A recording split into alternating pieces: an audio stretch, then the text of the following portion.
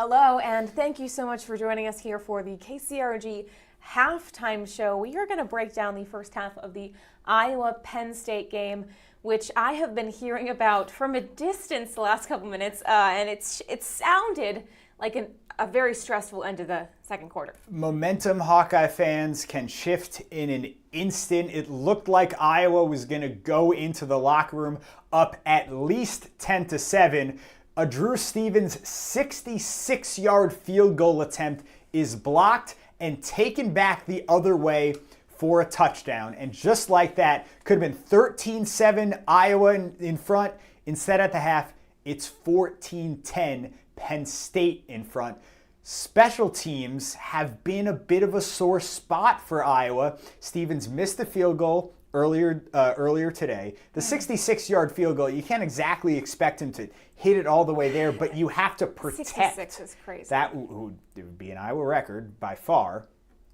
Earlier this season, Iowa had a punt blocked. They've actually had 2 punts blocked.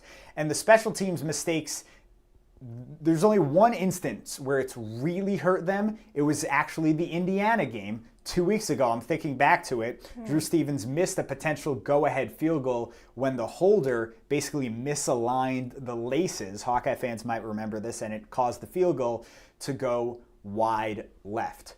So that's the instant reaction from the end of the second quarter. That's not necessarily everything that happened, but man, that's probably what Hawkeye fans are thinking. We were feeling pretty good there for a minute. Hawkeyes got an interception and they were up. That was pretty exciting. Yeah, the Xavier Nwampa interception could have been a game changer because Nwampa takes the ball away on an interception, returns it down to the 5-yard line. It leads to a Mark Gronowski tush-push touchdown, gives Iowa their first touchdown, and Kinnick really explodes. But Penn State, they drive, they punt it away, and then Iowa lines up for the 66-yard field goal. Let's take a look at some of the first half stats here. We're going to show you, we've got this pulled up on our desktop. Yeah, so here's your stat broadcast, and that big yellow play right here, that's going to give Hawkeye fans nightmares as Elliott Washington returns it for Penn State. So there's your score for now.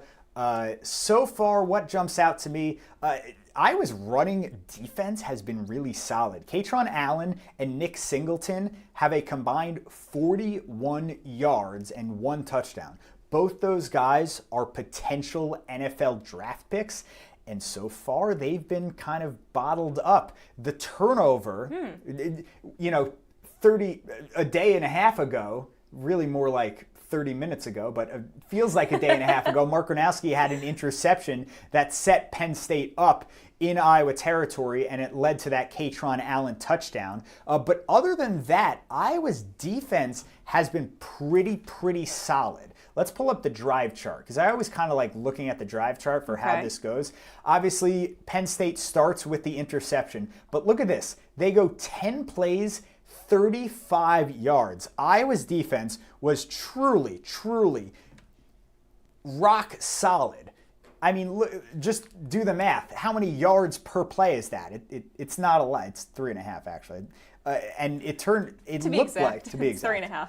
It looked like, I'm sorry, I'm just pulling out my notes. It looked like Iowa was actually able to make the stop on the 1-yard line. It was 4th and 1, but they were called for an offsides penalty, and it led to that Katron Allen touchdown. Obviously, after that, Iowa was able to respond with the Drew Stevens field goal. But they've really, if anything happens for Iowa, it turns out to be off of a defensive play or a special teams play. And the Xavier Nwampa interception led to a touchdown, an only 2-play, 1-yard touchdown. Iowa played complimentary football up until that very last field goal attempt. This is just, I feel like it's been such a dramatic kind of game, like the interceptions. The atmosphere in Kinnick must be very back and forth, I'd have to imagine. Yes, I would imagine that too. We hope we can get to Collin Davies in just a second, because he is on the field at Kinnick Stadium, going to give us a report. And we actually have that report pulled up. We just got to download it. Takes just a second. Collin is on the field, and he's doing a great job shooting the game for us. We're going to have his highlights as soon as we can. Certainly going to show those on the TV9 News at 10. Kinnick Stadium was absolutely rocking from what I could tell in the Peacock broadcast. You could hear it. But oh boy, if you're actually on the sidelines, gosh, it's crazy. Going into both end zones, the students are on the south end zone, they go crazy, and some of the fans on the north end zone, they go absolutely wild. So let's take a look. Collin Davies will have more from Kinnick Stadium in just a little bit. Let's take a look. Collin. I think we have a bit of a video issue with Collin. I'm going to try and work that out for a second. But let's also talk, the last just like couple minutes of that second quarter. Why, I guess this might be a silly question coming from me, but why decide to go for that field goal? Why not just kind of like run the clock down? I think LeVar Woods and Kirk Ferentz have trust in Drew Stevens. They have trust in his leg. It was a 3rd and 2 with 6 seconds left. So they have a chance to possibly do a 2-yard out route, get 2-3 yards, make it a 63-yard field goal, a 62-yard field goal. I mean, either way, it's pretty long, and they're probably thinking, well, what's the worst that can happen? A 66-yard field goal goes a little bit short. What happens there? It turns out something bad can happen. An Iowa special teams mistake turns into 7 points for Penn State. And now here's the thing, Becky. Penn State goes into the locker room with all the momentum. This is a team with a fired head coach. James Franklin was fired earlier this week. Their starting quarterback, Drew Aller, was injured last week, out for the season. And this team is just playing with nothing to lose. They were national title contenders just a few weeks ago when they were facing Oregon in the whiteout game at Penn State. An incredible atmosphere there. But then they lose that game, and then everything starts to kind of go downhill as Penn State loses to UCLA and Penn State loses to Northwestern. They fire head coach James Franklin. Collin Davies, actually now we have a report from Collin from the sidelines. Let's take a listen. We are heading to the half here in Iowa City. It's turned into a tough end to the half for the fans. The reason why Drew Stevens attempted a 60-plus yard attempt. It was blocked, and Penn State returned it for a touchdown. So now the Nittany Lions go into the half with a 4-point lead in this one.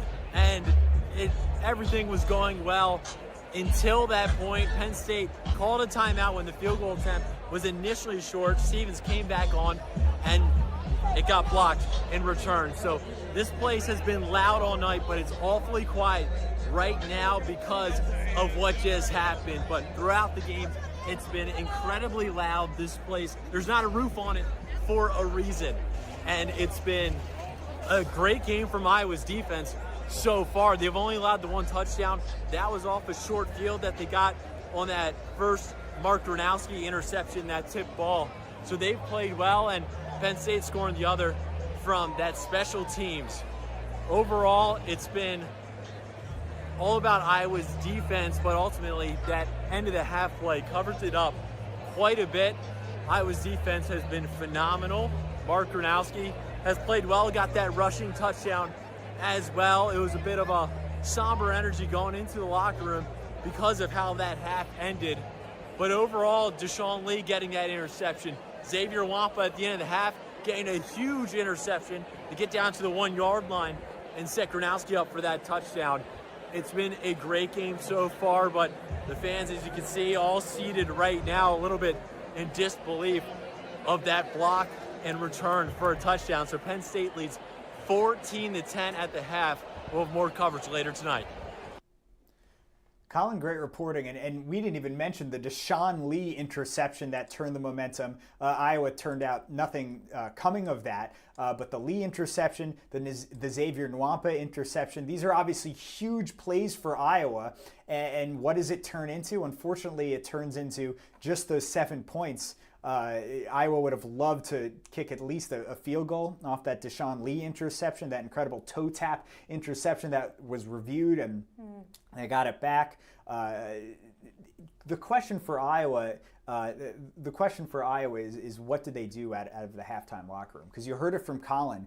Kinnick was so loud throughout the first half, and then what happens? The field goal gets blocked. I can't think of a more momentum killing play than this. Yeah. That maybe a pick six, but a blocked field goal when Iowa's special teams is typically such a stalwart, they're so used to just everything going fine on special teams. Turns out stuff may not go so fine on special teams. It will be interesting. He mentioned a somber mood from the team, which does make sense, but can they rally? This game is only 4 points apart. It's not lost or won by any means. It's going to be about if they can rally when they come back out. Yeah, here's the thing about Penn State. They have clearly built the momentum. They were going crazy out of the locker room. They're playing with nothing to lose. But what actually wins a football game? It's not just emotions. Emotions may take you through the first half, but it might not take you through the entire game. What's going to win the game, if you ask Kirk Ferentz, is simple fundamental football. And I don't think Ferentz is, from what we've seen of him, he's not going to ream his team for a blocked field goal or some mistakes here or there. He knows his team is right there. And this is a talented Penn State team. Iowa is right there. Obviously, they were leading by 3, save one play. But both of Penn State's touchdowns, just thinking about it, were off of relatively fluky plays. The interception leads to a touchdown. How many interceptions get thrown per game? Not a lot. And a 66-yard field goal blocked for a touchdown, that happens maybe once or twice a season. So I think Iowa, their defense especially, has to be happy, because what have they actually given up? They've given up 2 touchdowns, but the defense has only given up one of those touchdowns, and it came on a short field. I think the positives in the scoreboard don't outweigh the negatives, but if you're looking a little closer than the box score, the positives do kind of outweigh the negatives. That's interesting how much they're taking advantage of those kind of rare moments, and probably a little bit of that nothing to lose energy playing a part. They're like, well, let's give our all to try and blocking this kick. Why not? What do we have to lose? Yeah, exactly. And I think that separates a team that quits from a good team that doesn't quit. I think a lot of Penn State fans might be upset about their season, but these Penn State players, that they want to win. That's what they came to Penn State to do, and for many of them, that's what they're being paid to do. And they blocked the field goal because that's it's simple as an effort. Simple as an effort play. And a 66-yard field goal, you're probably thinking as a defensive lineman, well, he's going to kick it hard, but he might have to kick it on a line drive. That gives the chance for a Penn State player to kind of put his hand up. Look, I don't know a lot about blocking field goals, but when you have a really long attempt, you have to kick it low. If you kick it too high, it's going to be short. So it gives Penn State the opportunity. That's very interesting. Just kind of like the math behind that, knowing what's possible and what's not. I mean, can you imagine, though, if he would have made it? If he would have made it, it's the longest kick in Iowa history. 66 yards is one of the longest kicks in college history. I think the college football record's 70. The NFL record is 66, I believe. Don't ask me why the college and the NFL record are different. It's different grasses and toes and different toes in the NFL. Yeah, they've grown up a little. They've lost their momentum. Yeah, they've lost their momentum. Do you know off the top of your head Drew Stevens' record? Because he's hit some pretty long ones recently. That is a good question. I'm sure I could look up his career long. Let me see. Yeah, why don't you do that? Drew Stevens he missed a field goal earlier in the day. Yeah, let's do this. Field goal stats. We're in it here. I think he's pretty good from above 50. Yeah, he's got a long of 55, which he hit earlier this year. So 66, you do the math. That's 11 yards longer than his career high. That would have been incredible. It's a lot to ask, but I think if you were to ask Drew Stevens himself, what's the answer there? It's I got to kick it. I got to do my job. And the fact that he misses that 66-yard field goal, I don't think it's going to get into his head. But man, this could come down to a long field goal from either side at the end of it. Absolutely. He's just got to keep that confidence. Maybe if it hadn't gotten blocked, we don't know how far it would have gone.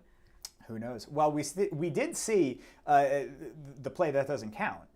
Terry Smith for Penn State calls a timeout, so Drew Stevens kind of gets a practice kick, and he was 5 yards short. So clearly he was on target, but he was 5 yards short. So 66 yards is a really long time. I think this is a question that we may be asking Kirk Ferentz, win or lose, is 3rd and 2 with 6 seconds. Why not try an out route to pick up another 2 or 3 yards and make it just a little bit closer for Stevens with 1 second left as opposed to 6 seconds left?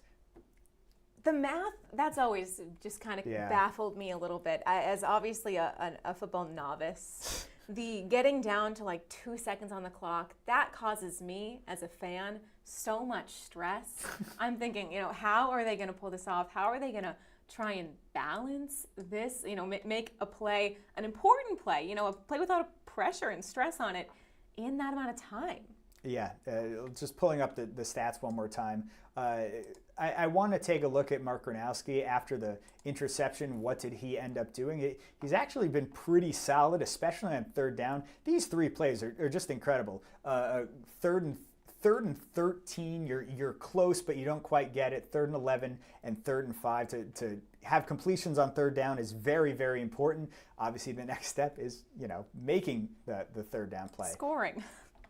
Why don't we I think is the next step. I actually like to pull up the 3rd down. Yeah, so Iowa has 1 conversion on 6 3rd down attempts. They're giving the ball to Gronowski with a chance to pick up the 3rd down. Yeah, these are 1, 2, 3, 4.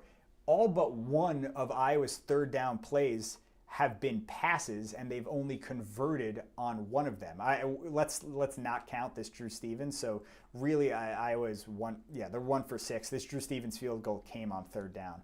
So Iowa, they've got to be better on 3rd down. They got to throw it to the sticks, and they can't have mistakes like an interception that we saw early in the game. Absolutely not. We will see what kind of atmosphere this team comes out of the locker room with. I think that's going to be really key for them. Yeah, and I think this Iowa team is typically pretty solid in the 3rd quarter, so I'm not too worried about them, hanging their heads as they come out of the locker room. I don't think Hawkeye fans should be worried about that, but they just got to play sound fundamental football and play Iowa football. Generally speaking, they've been good at filling gaps. They've been good at taking advantage of balls when they're in the air. Xavier Nwampa, that was a tipped ball that he was able to intercept. Deshaun Lee, that interception came on an overthrow. And on Iowa's offense, they can't give Penn State the opportunity to seize the momentum with an interception. I think if Gronowski plays some smart fundamental football, I think they've got a good shot. Iowa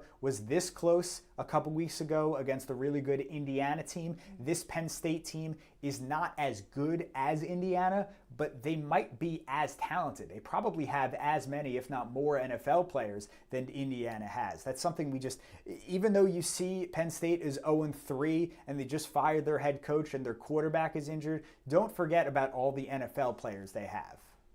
Do you remember what your pick was for this game? I do remember. It was Iowa. I didn't pick a score. For On Iowa Live, we do our pick show, and all 4 of us, me, Doc, Chelsea, and Collin, all picked Iowa. How are you feeling about it right now, halftime? I mean, we don't play, a competition. We do play a competition, but I'm not worried about it too much. How do I feel about the pick? I actually feel good about it, and I think Iowa fans should feel good too. Because of what I said earlier, I was playing fundamentally sound football. On defense, they're bottling up Penn State's 2 best players, which are their 2 running backs, and Penn State's 2 touchdowns have come off of relatively fluky plays. I think if Gronowski doesn't turn the ball over, I think if Iowa can continue blocking up running lanes, I think they have a really solid chance of winning. They're down by 4.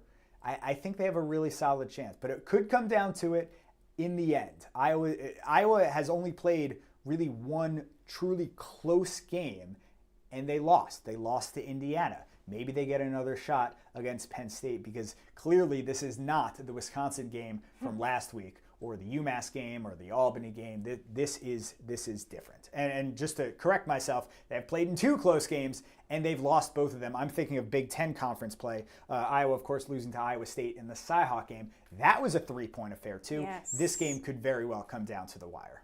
All right, that game getting started again here in a couple minutes, so we will let all of you wonderful Hawkeye fans tune back in. Thank you so much for joining us here on streaming for the halftime show. All right, enjoy the rest of the game, and we'll have highlights at 10.